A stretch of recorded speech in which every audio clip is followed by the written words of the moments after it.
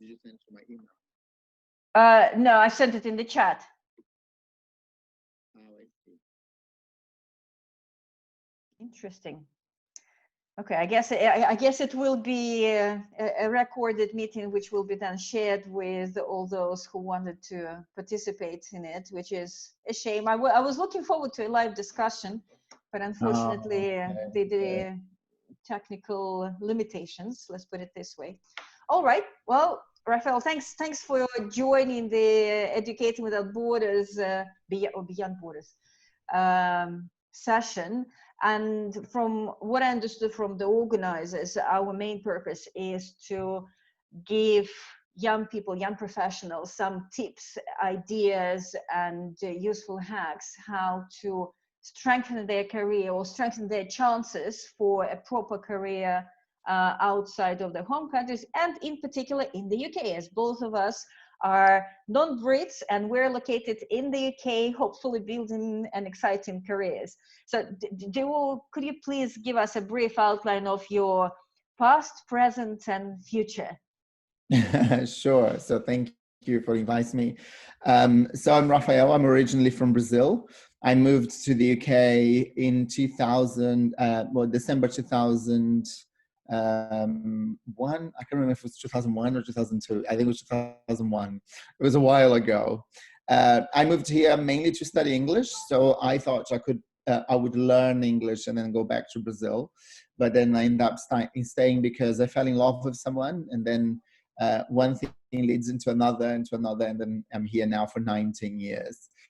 But so life, it wasn't easy at the beginnings because I couldn't speak English, and I left my job at Microsoft in Brazil to wash dishes. So that was my very first job. I was a kitchen porter.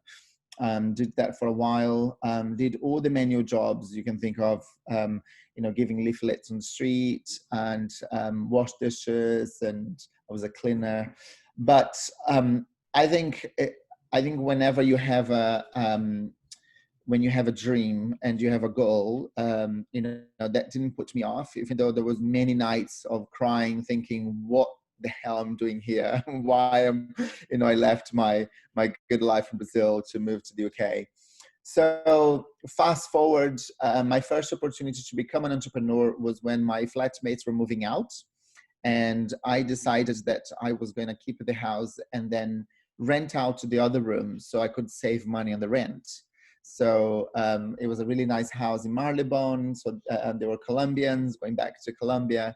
So I spoke to the landlord and I said, oh, this is what it's like to do. He accepted. So I then had an idea. I thought, oh, this sounds good. So I then was studying English. I could speak. Well, I thought I could speak English then. I got my first good job was one of those people that in Selfridges they stop you to spray perfume on you. So that I did that for a long time. But then, because I rented my second house and then people started calling to rent the rooms, I got fired from my job because I was on the phone all the time. So I got another job and then I got fired again. So after being fired about 4 times, wow, because I was always on the phone, I had to answer people looking for rooms. I thought, oh, do you know what? I don't think I'm going to work anymore. I don't want to be fired anymore. I will just do this. So by then I was managing 6 properties. So I decided to leave employment and I was just going to do this. By house number 7, I was doing everything. So I was cleaning the house, I was on block toilets, I was changing handles. So I really learned to be a handyman.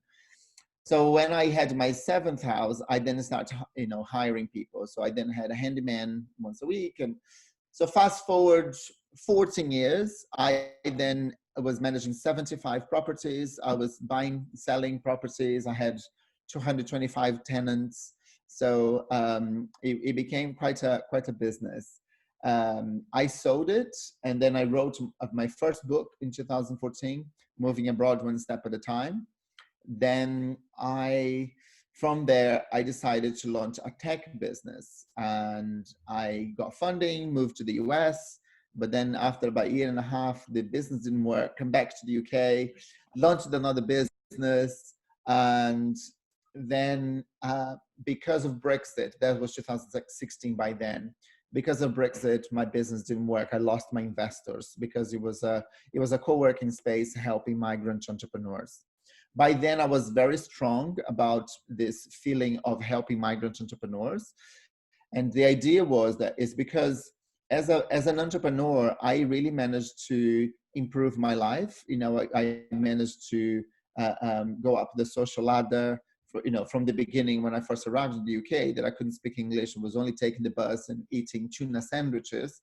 I then moved on to, I could take the tube. I was going to restaurants. I was having like a normal middle class life because obviously entrepreneurship allowed me to have the income needed for you to socialize, for you to, for you to travel and do all that. So it became for me a mission to help other migrants to understand that they can do whatever they want to do if they put their mind into it. So if they truly believe that they can do it and they search for the tools and help for it. So I run hundreds of free events, giving people inspiration, giving tools, teaching them how to do things, how you improve your profile, how do you write, how do you get published in the media. And one of the things that I really learned is that the media can really help raise your profile. So when I decided to do my MBA in 2016, it was a personal achievement. I started 4 different degrees and I didn't finish. So I thought, okay, this time I will do it. And then these days that are MBAs, that if you have enough work experience as a manager or as an entrepreneur, you don't need to have a degree. So I then completed my MBA because obviously, I've had my business for 10 years. I had 15 employees. So I knew exactly how to manage, and you needed to have that kind of experience to be able to do the MBA that I did. And it was brilliant. During the MBA, I really found my passion, which is PR. I love the PR industry. I love the feeling that gives when one of my clients is featured in the media, that sense of pride, of achievement. Now you see your knowledge and your expertise in Forbes or the BBC, or, it's fantastic. So so I created a platform called Guided PR. And we use artificial intelligence to connect journalists with small business owners. And the way that it works is the business owners create a profile and say what the expertise they have. And then when a journalist is writing a story and needs someone to interview, the journalist will add in the platform a request. So let's say David is writing for Forbes and he's writing about new spices that can help people lose weight after the lockdown. So he will put that request in the platform. Yeah, I know because I'm one of them. I need this.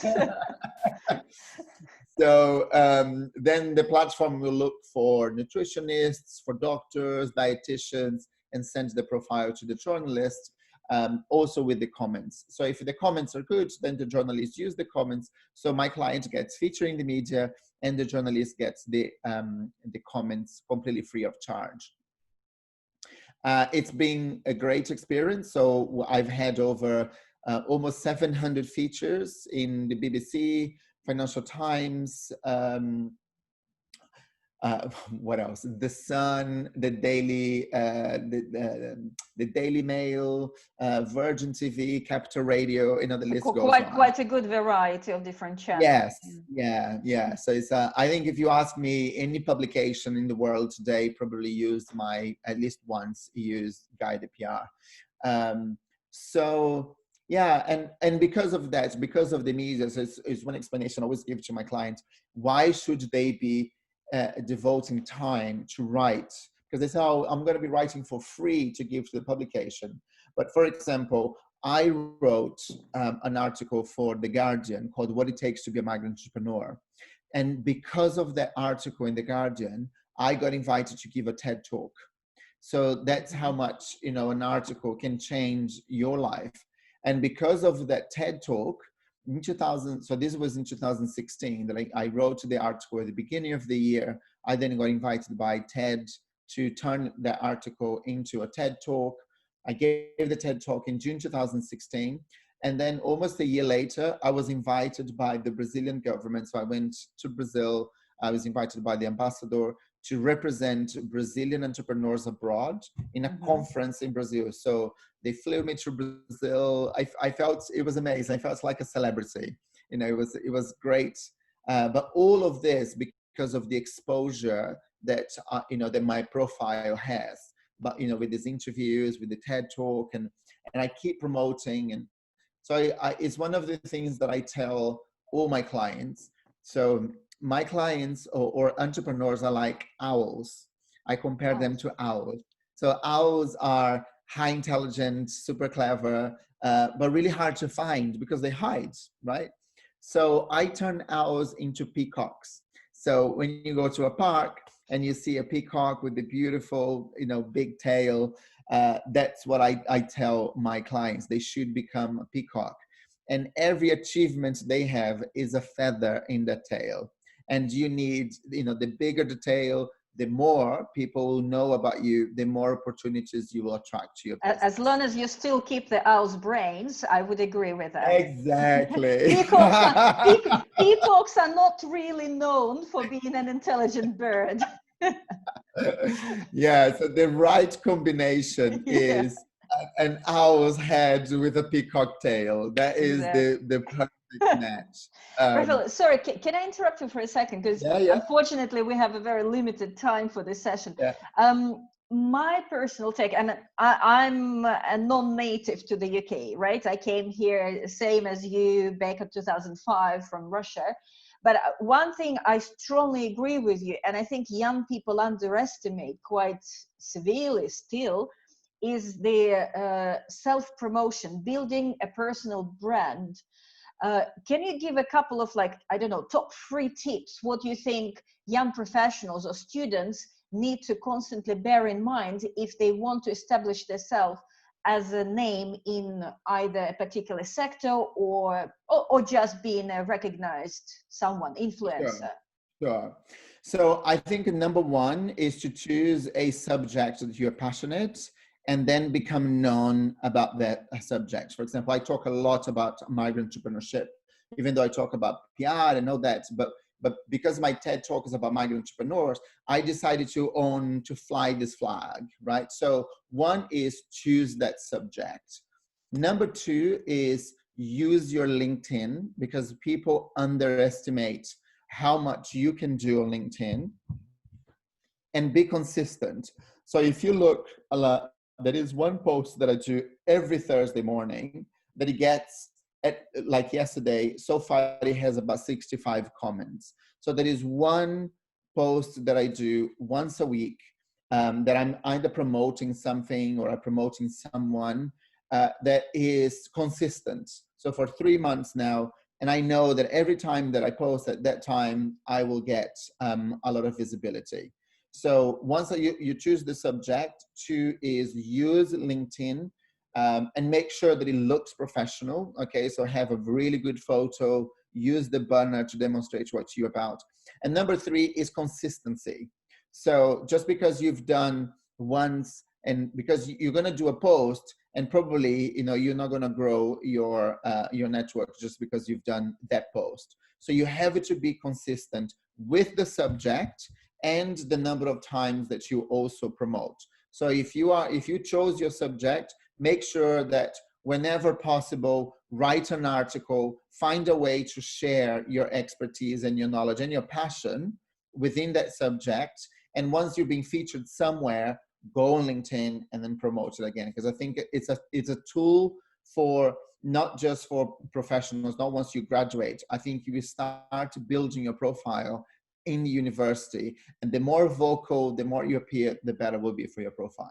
Perfect. Thank you so much. No, I totally agree. And I think LinkedIn is a great tool to build a portfolio of activities, because we all know business professionals and corporates are now using artificial intelligence during hiring. And quite often they don't look at your CV, but they scan through your LinkedIn profile, picking up the keywords and then matching with the job description. Now, I know you have something similar within your own company. Can you Yes. give us a brief idea of how these tools work, how you match contributors, your journalists? Or I don't know whether journalist is the right word, though. Yes, it Contributors is. and It's because the journalists. majority, yeah, there are writers. Now, it could be any kind of writer or content creator. But at the moment, the majority are actually journalists, because journalists are writing articles on a daily basis, and they need people to interview. So they need experts, to provide comments. The way that it works is, it's as you well explained, is keywords. So the way that my platform works is, once the journalist adds, so let's say like that example that I gave, if you're writing about spices that help people lose lockdown weight, the journalist will pick keywords. So I want spices, and I want weight management, and then you can use dietitian, nutrition. So depending on how many times you have those words in your profile, then your profile goes to the top of the search results. So the more times it appears, or the closer it is to what the journalist is looking for, the more it shows at the top. So it's like Google for the journalists and for the experts. Very similar. Yes, very good. Very good Almost match.com for business professionals. Very good. Well, correct me if I'm wrong, but that's the feeling, and in a good way, of course. I It's mean, exactly, yes, it's matching. Yeah, pretty much. It's like any other matching, dating or job search. Yes. no, I'm happy to test it myself, because we at QS quite often are looking for comments and not questions, because questions we get from the market or from our university and business school partners, but sometimes we lack either comments from students and alums, or comments from employers, or comments from someone who has experienced XYZ, and then we can share their feedback, their comments, their quotes for our channels, and that's how people build profile. Now, we only have a couple of minutes left. Can I just ask, in terms of young professionals, and we both know that it can be tricky, and your story is a fantastic story of overcoming obstacles and making the right choices. What do you think are 3 key things for young people to kind of have on the back of their mind? Like, say, for example, I wish someone told me 20, 25 years ago that taking risk makes sense, because the way I was brought up is if you get to a point where you're relatively comfortable, stick to it. And now I know that I don't think that works. So what do you think are what you wish you'd known back then, when you were just entering this job market in the UK? Yeah. So I think number one thing is, you should network like crazy whenever possible. Just build your network and get to know people. That's number one. Number two is, offer to help before you ask for help. That's one of the things that I've always done, and worked brilliantly. So but don't do just because you expect someone to do it. It has to be authentic, right? So it needs to be something that you really truly are helping because you want to help. Sure. And number three, let me see what else I could do. So it was 3 things.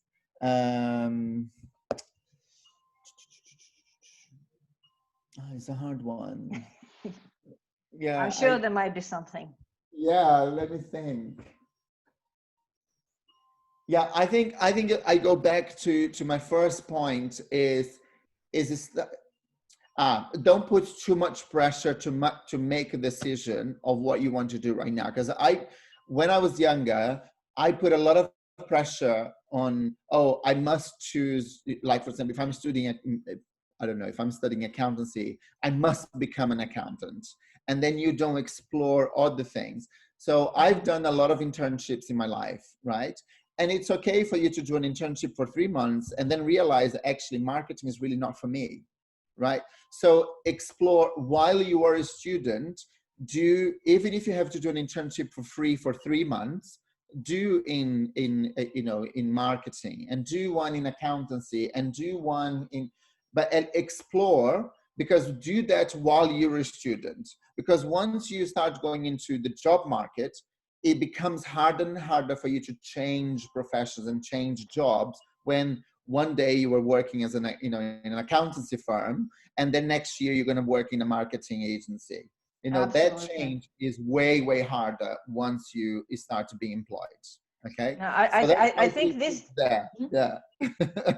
No, this is a fantastic selection of tips. And I think on your last point, I can totally reiterate that also from the employer perspective, the more diverse your portfolio of activities during your university years is, the more they will be interested in you, because they will see Yeah. you've tried different paces, and then what you've picked up is really what you're passionate about. Yes. If you studied one thing and you did internship in this thing and you continue your career in this thing, it might raise some question marks, because where you reach the, I don't know, mid-40s crisis, and you discover that Yes, instead I've of never being an done anything. accountant, you wanted to be a chef, for example, and then you just close the door behind yourself. But it Yes. will be a hard change. Yes. So be risk averse, be creative, network with people. The only thing I would probably add in terms of networking is be genuine and honest to yourself, in terms of don't try to reach someone who you think is influential just so that you can tick the box, you've got him on your portfolio.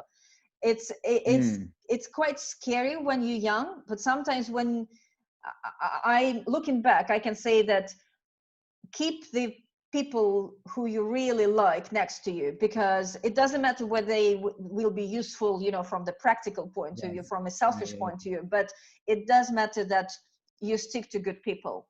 Yes, And no, I completely agree. Yes. it can get really frustrating when someone, thinks that you networked and you made friends with VIPs, but they won't remember your name. You will be just one of many. Yeah. Sure. Great. Well, I hope we will be able to have a chance to reconnect at some point later on with the proper, online streaming, so that we could answer the questions from all the young kids who wanted to join I think us. there is one more thing to share with them. So there is a new, if they're looking for jobs, if they're between 16 and 24. Just one second. There is something ringing on the background. 1 second. Okay.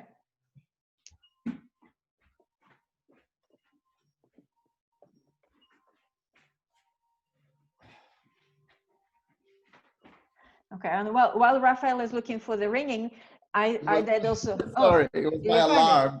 I have an alarm to drink water every hour. Wow, that's called self-discipline.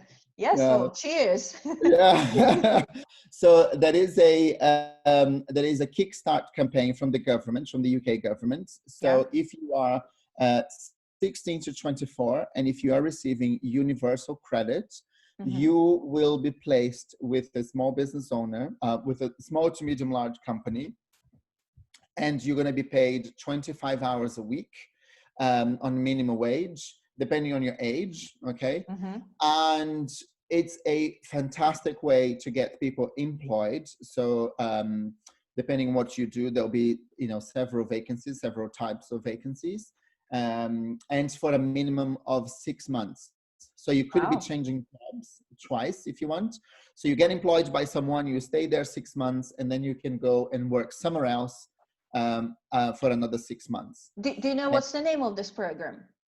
It's called Kickstart. Kickstart Campaign. Yes. Okay. So if you go on my website, guidedpr.com/kickstart, there is information there, and there is a page, there is a link to young people that it provides information for young people as well. Fantastic. There's lots of information for the employer, but there is also information for young people to register for this scheme.